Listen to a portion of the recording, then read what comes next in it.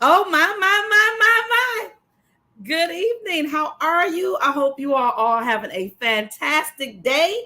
I am your certified mindset coach, Latresa Rice. I help bereaved Christians regain hope by rediscovering their identity and healing through writing. Listen, if you have been rocking out with me during this plant series, today we got another hot topic for you in the series. This is the end. We're going to be dealing with the end in the series. First and foremost, let me know that you are here. I need you to put either a purple heart in the comment section, or if you're catching this on replay, let's say it already went live and you didn't get a chance to catch us live, but you want to let me know that you came back, put a hashtag replay in the comment section so I can come back and greet you. Again, I am your host, Latresa Rice. I'm your certified mindset coach.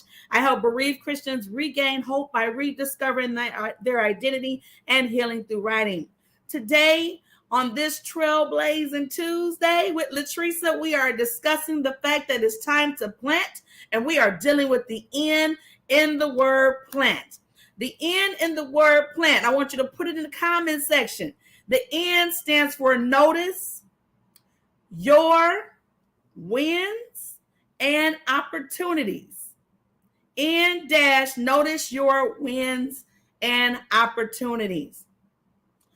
Some of you started this year out and you said, you know what? I desire to write my story, or I desire to travel, or I desire to lose weight, or I desire, right? And whatever it is you fill in your blank. And over these first, we in the third month, y'all. Oh my gosh. So over these first couple months, if you look back, you're like, man, I'm not where I thought I would be right now. For some of us. But I challenge you to notice your wins and opportunities. In order to do that, you're going to need to plant. When I think about what happened for me in 2020 after I lost my grandmother, and then a month later, my husband died from COVID-19. I remember it was extremely painful. I remember crying and barely being able to get out the bed. I remember not wanting to answer the phone or respond to people, but I'm doing it because at that time I was afraid that if I don't at least share what happened, and some more and more people will die from COVID-19. And I felt like I had this responsibility, if you will, to warn and help others, right?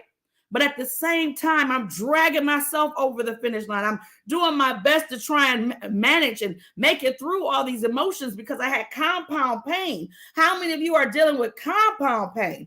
Like, for example, I felt like I didn't have a moment to actually take a breather and deal with the loss of the grandmother that raised me from the time my mom died when I was 7 up to, her passing. I didn't have a moment to deal with that grief before getting hit with something else. Many of you are experiencing the same, something similar. Let me not say the same thing, because we all have unique experiences. There may be similarities, but baby, you didn't go what I went through, and I didn't go through what you went through.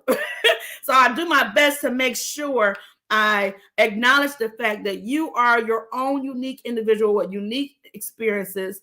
But even though there's some similarities, there's still some solutions that you can get from somebody else's story and their walk.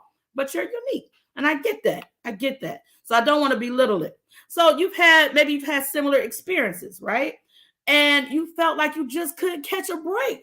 Like, what in the world is going on? Sometimes when we are dealing with the hardest period in our life, we struggle to see the light spots. When darkness is all you see, sometimes you neglect the fact that there's some light even in that dark situation. So if we're going to plant, if we're going to trailblaze in the beginning of the year by planting, then the N in the word plant, we need to make sure we notice our wins and opportunities. During that period of my life, I had to notice my wins. One win for me, because again, I had all the stuff in my bedroom. I had all the stuff from my grandmother's passing. I remember when she went to the hospital, right? And she said, Teresa, bring me something to wear and take me to the hospital. And so I brought her my lime green sweater, and it had this checker print on it. I loved the sweater. I knew she loved lime green. I thought it was cute. So I said, I'm going to bring my grandma this sweater. She's going to the hospital. She's going to be cute. So the sweater with the matching pants to go with it, right? So then I bring it to her and she said to me, "Oh, I like this. You ain't getting it back." And we laughed. We laughed because I'm like, "Oh man, that's one of my favorite sweaters." what am I supposed to say to that? "All right, grandma, you can have it."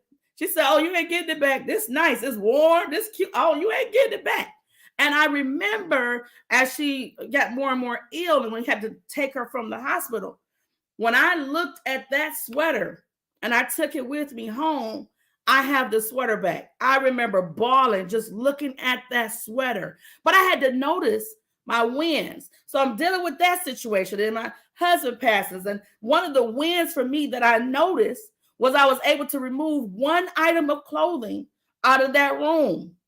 I had too much stuff in there. I had the obituaries from my husband in the room. I had the obituaries from my grandmother's room. I had all of their stuff scattered. The room looked like my mind. The room was in chaos. Some of you who are dealing with loss, your environment looks like what you're dealing with mentally. And it happens. But if you notice your wins, removing one item, I remember crying, taking the tie from the bedroom to the basement and just putting it in a bag. Removing one item is a win. Getting up in the morning, that's a win for some of us. Being able to answer the phone can be a win for some of us. So notice your wins and opportunities. An opportunity, a lot of times we say this is a failure, but really it's an opportunity. It's an opportunity for you to demonstrate the amazing gift that is you. It's an opportunity for you to rise above the challenge and pursue what God has called you to pursue. It's an opportunity for you to show somebody else how to make it out of this intense pain and struggle. It's an opportunity for you to let God use you how you see fit during your healing journey to wholeness. It's an opportunity. So if we're going to make sure we notice our wins and our opportunities, we have to tally. That's important. Okay, you probably say to yourself, tally. All right, I need to notice my wins and opportunities. You want me to just put some little dashes down here, some markings? No, we have to tally. So the first thing in that word tally, I want you to put a T in the comment box. Put track and celebrate 3 wins daily. If I'm going to notice my wins and opportunities, I need to track and celebrate. It's not enough to just make notes of the wins that you've had. You need to celebrate those wins. When you think about when you were a child, and there are times in which maybe you did something. Matter of fact, let's look at when you first started trying to walk, and that parent is celebrating you. Oh, yay! You might have just failed. That baby gets up and they're stumbling and they're moving, but the baby falls down, but the parent is still celebrating the fact that they took a few steps. It's important for you to track and celebrate 3 wins daily. So I want you to think about, what are your 3 wins? Those of you who have taken the time to actually walk out your healing and you're ready to write your story. But there are moments when you're writing that story, because you have to reflect. There are moments in which you deal with pain. One win that you could possibly celebrate is that you wrote 1 sentence down. It's still progress. It is progress. Don't beat yourself up because you're not where you desire to be. Celebrate the fact that you're not where you were. All right. So track and celebrate 3 wins daily. If we're going to notice our wins and opportunities, we need to tally. So the first letter in the word tally, it actually indicates that you need to track and celebrate 3 wins daily. The next thing that we need to do, if we're going to notice our wins and opportunities, is we need to ask for constructive criticism. We need to ask for it. Because those that you probably don't need to hear from is going to readily give you that criticism. But there are key people who you regard, who you honor, who you're able to even receive any type of criticism from. You can ask for constructive criticism. If I'm going to notice my wins and opportunities, I need to track and celebrate 3 wins daily. I need to ask for constructive criticism. And the next letter in that word tally, I want you to put in the comment section, L dash look for the good in every loss. Look for the good in every loss. We don't like to deal with loss. We don't like to deal with death. A lot of us don't even care to deal with change. But there's something good in every experience that we've had. There's some sort of nugget of wisdom that we receive, because whatsoever we do shall prosper. Therefore, there's something that we gain from every encounter. So we need to look for the good in every loss. For example, I remember struggling with the grief. And for me, what helped me in that process, it was definitely my leaders. My spiritual leaders were amazing. My relationship with God, I had some amazing friends. I have amazing friends.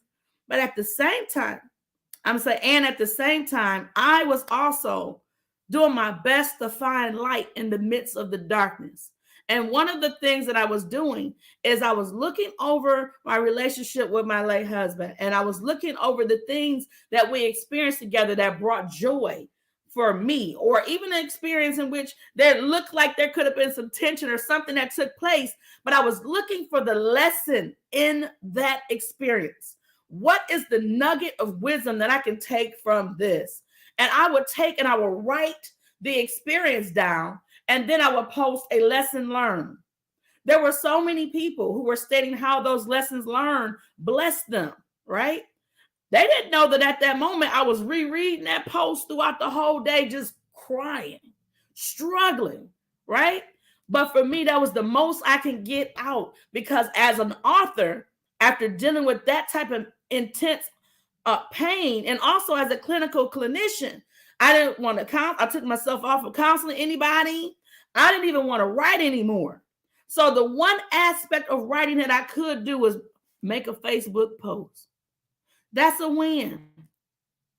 It may not look like it, but it is. So it was a step in the right direction. And another win in that aspect was being able to find the light. Sometimes you have to search for it.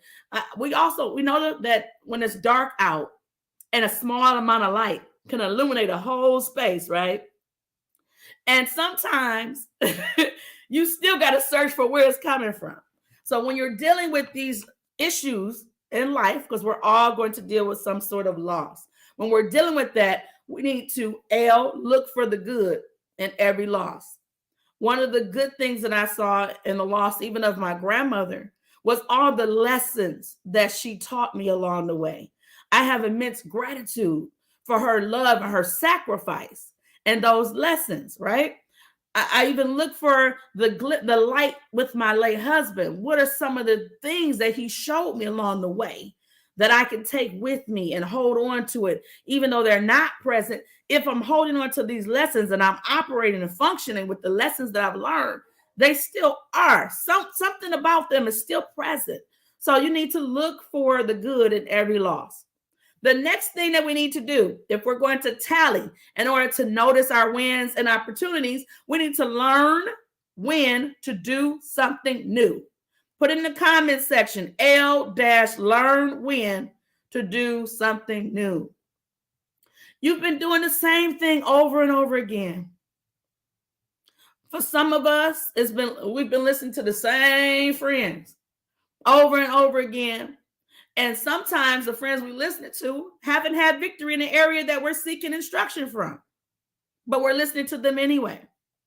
It's time to do something new. So if you're going to notice your wins and opportunities, you have to tally. So we need to make sure that we track and celebrate 3 wins daily. We need to make sure that we ask for constructive criticism. We need to make sure that we look for the good in every loss. And we need to make sure that we learn when to do something new. Last but not least, I want you to put a Y in the comment section and write the word yearn to complete the assignment. If I'm going to notice my wins and opportunities by using this tally method, I need to make sure that there's a yearning for me to complete the assignment. Don't get stuck in the mundane activities of the day. There should be something about you that draws you and pushes you to complete what you set out to do. Did God give you a vision for that story or that book? Who is he calling you to reach through your story? Is it important enough that you fulfill the assignment, that you yearn to do it? I don't care if you make one step. Is it important enough for you to make one step daily to complete the assignment? If we're going to notice our wins and opportunities, we need to tally. I hope this has blessed you. I hope you're having an amazing night. Thank you all for tuning in to this broadcast. Listen, I am hosting a wonderful event called Clarity in the Pen Conference. I have several speakers lined up that will also be doing hands-on training with many of you during that conference. And we have someone who will be dealing with book marketing, someone who will be dealing with copywriting. I have a speaker that will deal with how to forgive. We're told to forgive, but sometimes we don't know how to do it. Maybe the situation was so painful that it was just struggling with forgiveness. I have someone that's going to deal with that. Those who are attending the conference who may have lost a spouse and desires to have a chapter 2, they desire to remarry. I have a relationship strategist that will be delivering a presentation and working with people at this conference. You do not want to miss the Clarity in the Pen Conference. An aspect of the conference is also the Writer's Ball. At the Writer's Ball, we will be dressing up in costumes related to books that we've read, whether it was a book you loved when you were a child, whether it could be a comic book, it could be any type of book that you loved. I had one person ask me, well, I actually enjoyed reading Michelle Obama's book.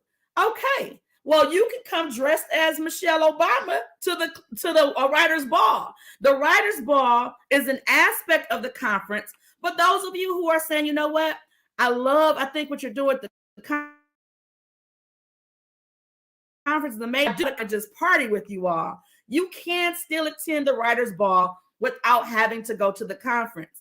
For those of you who are watching, I have some codes that if you register by at least putting a deposit down by August 31st, you can come to the conference or the Writer's Ball at a discounted rate. Just put in the comment section, tell me more, and I'll make sure I send you those codes. Again, I hope this has blessed you. Have an amazing night, and I look forward to speak with you all again. Thank you for tuning in to Trailblazing Tuesdays with Latresa. I am Latresa Rice, your certified mindset coach. I help bereaved Christians regain hope by rediscovering their identity and healing through writing. Have an amazing night. Love y'all.